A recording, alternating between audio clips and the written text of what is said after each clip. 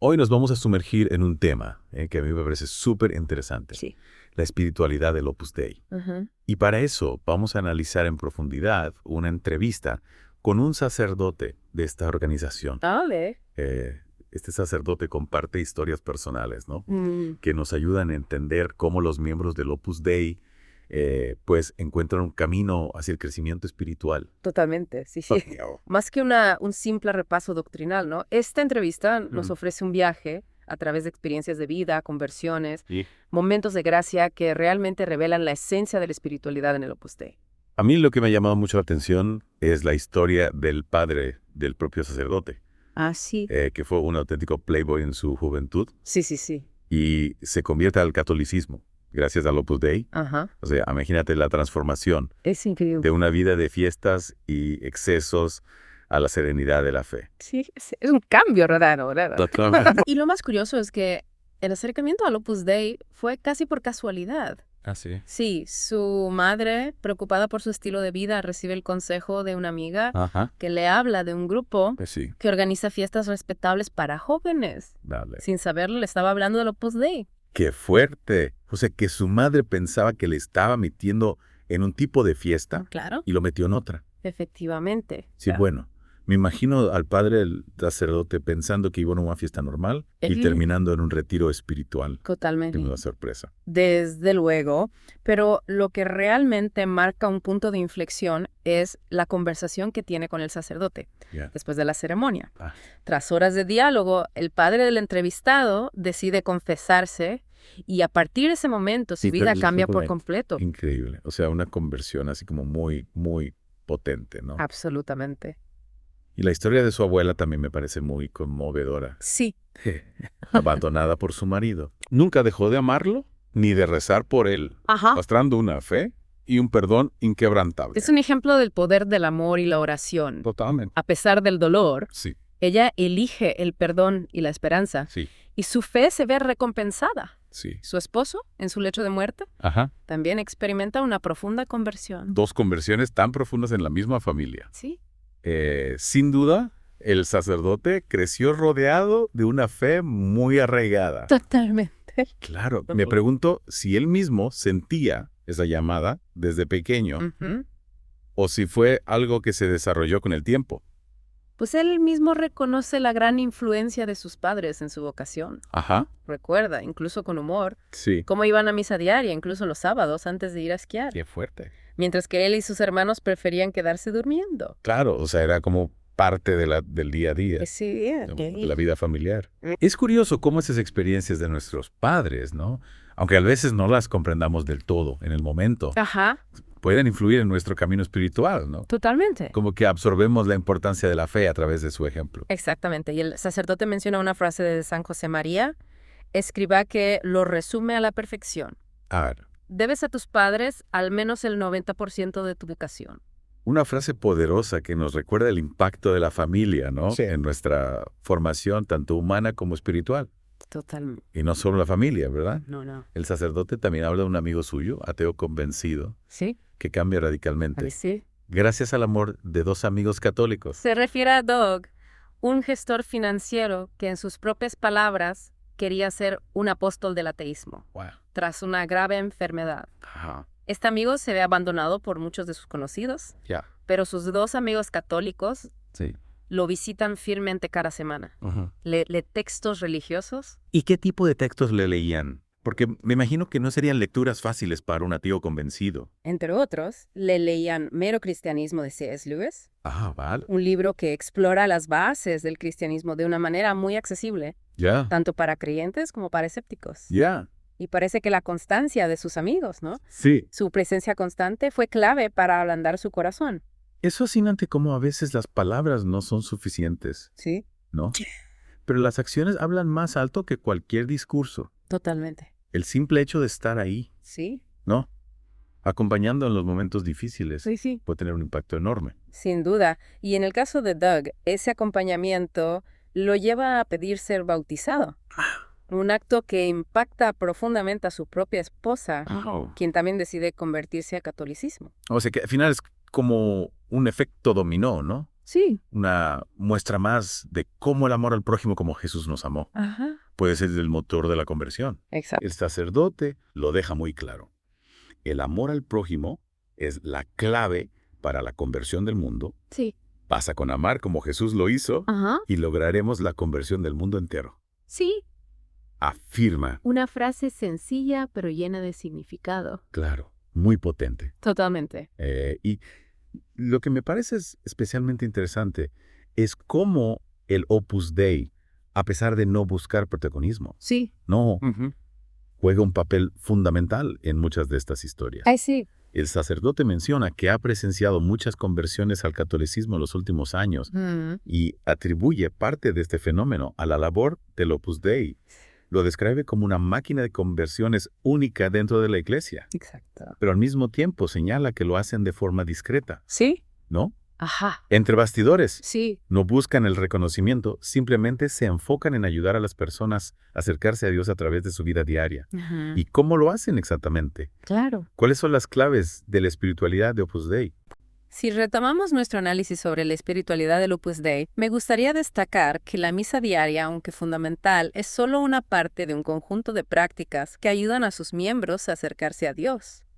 Claro, la entrevista toca varios puntos interesantes. El sacerdote menciona algo llamado formación. ¿Qué significa eso exactamente en el contexto del Opus Dei? Buena pregunta. La formación en el Opus Dei se refiere a un proceso continuo de aprendizaje y crecimiento espiritual. No se trata solo de rezar, sino de integrar la fe en todos los aspectos de la vida. Incluye clases de doctrina, retiros, dirección espiritual personalizada. Entiendo. Es como un entrenamiento para la vida espiritual, ¿no? Desarrollar hábitos que nos ayuden a mantener la mente y el corazón abiertos a la presencia de Dios. Exactamente. Y dentro de este proceso de formación, el sacerdote hace mucho hincapié en la importancia de santificar el trabajo, es decir, convertir las tareas cotidianas en una ofrenda a Dios. Eso me recuerda a una frase que he escuchado. Mientras trabajas, lo conviertes en oración por el amor que pones en ello.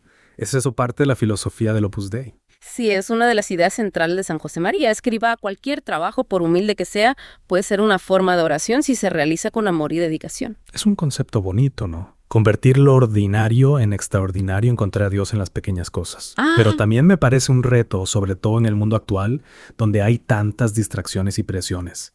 ¿Cómo se logra esa conexión constante con lo divino en medio del ajetreo diario? Es cierto que no es fácil, pero la formación en el Opus Dei proporciona herramientas para cultivar esa actitud.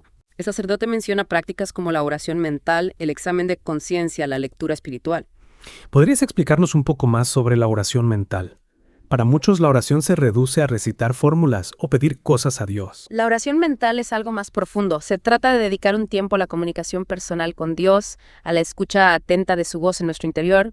Es un espacio para la meditación, la reflexión, el encuentro con lo divino en el silencio. Suena una práctica muy valiosa para cultivar la paz interior y la conexión con lo espiritual. ¿Y qué hay del examen de conciencia?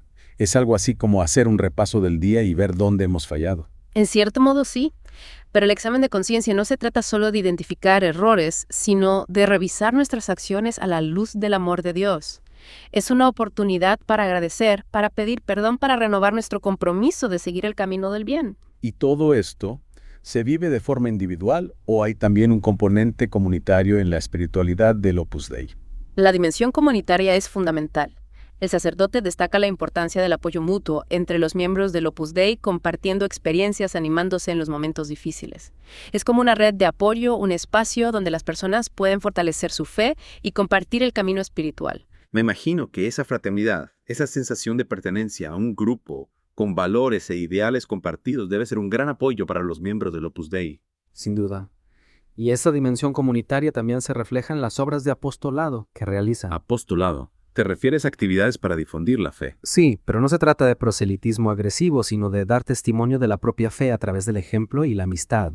El sacerdote menciona que el Opus Dei fomenta la participación de sus miembros en iniciativas sociales educativas culturales. Es decir, vivir la fe no solo en el ámbito privado, sino también en el compromiso con la sociedad, buscando mejorar el mundo desde una perspectiva cristiana. Exacto. Y todo esto, según el sacerdote, se basa en un principio fundamental, el amor a Dios y al prójimo. Es la base de la espiritualidad del Opus Dei. El amor como motor de todo suena sencillo, pero en la práctica no siempre es fácil, ¿verdad? Cierto. Pero precisamente por eso la formación, la oración, la vida en comunidad, todo en Opus Dei está orientado a ayudar a las personas a crecer en el amor, a vivirlo de forma concreta en su día a día. Es como un viaje de transformación personal. Sí, un camino que no está exento de dificultades, pero que según el sacerdote está lleno de momentos de gracia y de la alegría que nace de vivir en sintonía con la voluntad de Dios. Y esa alegría, esa paz interior es lo que en última instancia traen las personas al Opus Dei y al catolicismo en general. Es como una luz que brilla en la oscuridad, atrayendo a quienes buscan respuestas con suelo sentido. Exactamente. Y el testimonio del sacerdote con su historia familiar y sus experiencias en el ministerio nos ofrece una ventana a esa realidad, a la fuerza transformadora de la fe vivida con autenticidad. Sin embargo, no podemos olvidar que la entrevista solo nos ofrece una perspectiva, la del sacerdote. Y el Opus Dei ha sido objeto de controversias a lo largo de su historia. Es cierto, hay quienes lo critican por ser demasiado elitista, por tener prácticas demasiado rígidas por su supuesto secretismo. En la próxima parte de nuestro Deep Dive exploraremos las diferentes perspectivas sobre el Opus Dei, tratando de comprender su impacto y relevancia en el contexto actual. Decíamos que el Opus Dei ha generado controversia y diferentes opiniones a lo largo de su historia.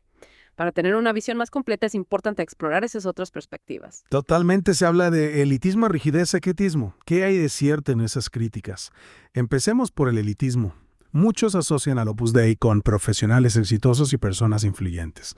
Es una organización solo para una élite. Bueno, es cierto que muchos miembros del Opus Dei ocupan puestos importantes en la sociedad, pero eso no significa que la organización esté cerrada a otras personas. Bueno. El Opus Dei está abierto a personas de todos los ámbitos sociales. Entonces, ¿por qué esa percepción de elitismo? Pues mira, podría deberse a que el mensaje de santificación del trabajo tan central en el Opus Dei resuena especialmente entre quienes buscan integrar su fe con su vida profesional. Es natural que muchos profesionales con fuertes convicciones religiosas encuentren en el Opus Dei un camino para vivir su fe de manera coherente. Entiendo. No es que excluyan a otros, sino que su enfoque atrae a un cierto perfil de personas. Y respecto a la rigidez, ¿qué hay de cierto en esa crítica? El Opus Dei tiene normas y prácticas que pueden parecer estrictas para algunos, como la asistencia diaria a misa o la oración mental. Es cierto que el Opus Dei propone un camino de disciplina y entrega, pero esa disciplina no es un fin en sí misma, sino un medio para alcanzar la libertad interior. Libertad a través de la disciplina. Suena un poco paradójico. No lo es tanto si lo pensamos bien. La disciplina nos ayuda a liberarnos de las ataduras del egoísmo de la comunidad, de la falta de voluntad. Nos permite enfocar nuestras energías en lo que realmente importa, en el amor a Dios y al prójimo. El sacerdote mencionaba cómo su padre iba a misa incluso los sábados antes de esquiar, mientras él y sus hermanos se quedaban durmiendo. Ese nivel de compromiso requiere mucha disciplina. Sí, y el Opus Dei busca formar personas responsables, coherentes con sus creencias, capaces de vivir su fe con alegría, incluso en medio de las dificultades.